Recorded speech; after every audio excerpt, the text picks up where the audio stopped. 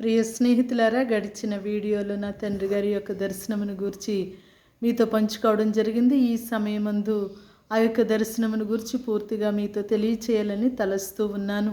నా తండ్రి గారు ఒక క్రైస్తవ విరోధిగా ఉంటూ ఉండగా ఆయన భయంకరమైన రోగానికి గురి కావడం జరిగింది. ఆ రోగము నుండి విడిపించేవారు లేక, రక్షించేవారు లేక ఎంతో దీన అవస్థలో మరణము సమీపముగా ఉన్నప్పుడు ఆయన మంచంపై పడి ఉండగా ఒక దినమందు స్వప్నము కాదు కానీ అది ప్రత్యక్షముగా చూస్తూ ఉన్నట్లుగా ఒక దర్శనాన్ని తను చూడడం జరిగింది. ఆ యొక్క దర్శనంలో ఈ విధంగా తాను ఒక అనుభవంలోనికి వెళ్ళినట్లుగా గమనించడం జరిగింది. ఇద్దరు దేవదూతల వంటి వ్యక్తులు తన యొద్దకు రావడము, వారు ఆయన్ని ఒక ఉన్నత స్థలానికి తీసుకుని వెళ్ళడం జరిగింది. ఆ ఉన్నత స్థలమందు 3 సింహాసనములు వేయబడి ఉండుట ఆయన గమనించారు. ఆ 3 సింహాసనములలో 3 దివ్య తేజస్సుతో కూడిన వ్యక్తులు కూర్చుని ఉండుట ఆయన గమనించారు. మొదటి సింహాసనమందు ఒక వృద్ధుని వంటి వ్యక్తి కూర్చుని ఉన్నారు. ఆయన ఎంతో తేజస్సుతో తండ్రి వంటి ఒక స్థానములో ఆయన ఉన్నట్లుగా గమనించారు. తరువాత ఉన్న ఆ యొక్క సింహాసనములో ఒక యవనస్తుడిగా ఉన్న వ్యక్తి కూర్చుని ఉండుట చూచి ఉన్నారు. ఆయన ఎంతో బలముగాను ఎంతో తేజస్సుతోనూ ఉన్న వ్యక్తిగా గమనించారు.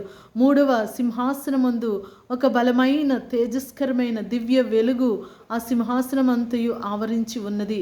ఒక వ్యక్తిగా ఆయన గమనించారు. ఈ 3 సింహాసనములు ఉన్న వ్యక్తులు ముందుగా మా తండ్రి గారు దూతల చేత కొనుపోబడి నిలవబడినప్పుడు ఆయన ప్రత్యేకించి తండ్రి వంటి రూపంలో ఉన్న ఆయన ఒక పుస్తకమును తెమ్మనడం జరిగింది. వెంటనే ఒక దూత వంటి వ్యక్తి ఆ పుస్తకము తెచ్చినప్పుడు మా తండ్రి గారి పేరు అక్కడ ఆ రెడ్ మార్క్ చేత రౌండ్ చుట్టబడి ఉండుట గమనించి ఉన్నారు.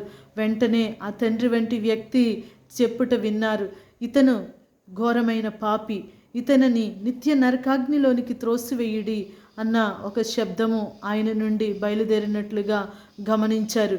వెంటనే ఆ శబ్దము విన్న వెంటనే ప్రక్కనే ఉన్న 2వ సింహాసనమందు ఉన్న ఆ యవనస్తుడిగా ఉన్న వ్యక్తి లేచి నిలవబడి, తండ్రి, ఈ వ్యక్తితో నాకు గొప్ప పని ఉన్నది, భూమిపై ఇతని ద్వారా గొప్ప సేవ జరిగించవలసి ఉన్నది కనుక ఇతనిని క్షమించి విడిచిపెట్టడని అపేక్షిస్తున్నట్లుగా నా తండ్రి చూచారు.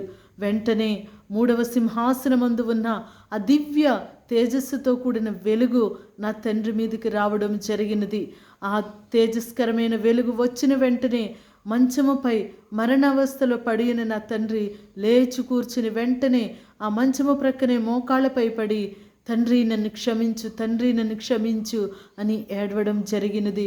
ప్రియ స్నేహితులారా, ఈ యొక్క దర్శనంలో నా తండ్రి చూచినది తండ్రి, కుమార, పరిశుద్ధాత్మ దేవుని. అయితే ఆ సమయంలో నా తండ్రి గారికి ఇదేమీ తెలియదు. తాను క్రైస్తవ విరోధిగా ఉంటున్నప్పుడు తాను చూచిన దర్శనం యొక్క అర్థము తెలియక తాను ఒక పాపి అని మాత్రం ఒక గ్రహింపు తన హృదయంలో రావడం గమనించారు. వెంటనే ఆయన ప్రార్థించి క్షమించమని ఎంతో ఏడుస్తూ దేవుని సన్నిధిలో ఆయన ప్రాధేయపడినట్లుగా తెలియచేశారు. అవును ప్రియులారా, నా తండ్రి గారు ఒక సమయమందు క్రైస్తవ విరోధిగా ఉంటూ ఉండగా ఈ యొక్క దేవుని యొక్క దర్శనము ఆయనని తన వైపు ఆకర్షించింది. తండ్రి, కుమార, పరిశుద్ధాత్మలు అన్నది పరిశుద్ధ గ్రంథముల తరువాత చదువుట ద్వారా ఆయన గ్రహించడం జరిగినది. కాబట్టి నా మాటలు వింటున్న మీ జీవితంలో దేవుని యొక్క దర్శనము ద్వారా కూడా ఆయన ప్రజలను ఆకర్షించి ఆయన రక్షించే దేవుడై ఉన్నారు. దేవుడు దర్శనమిచ్చి మాట్లాడే దేవుడై ఉన్నారు. నా తండ్రి జీవితాన్ని అంతటినీ మార్చివేసిన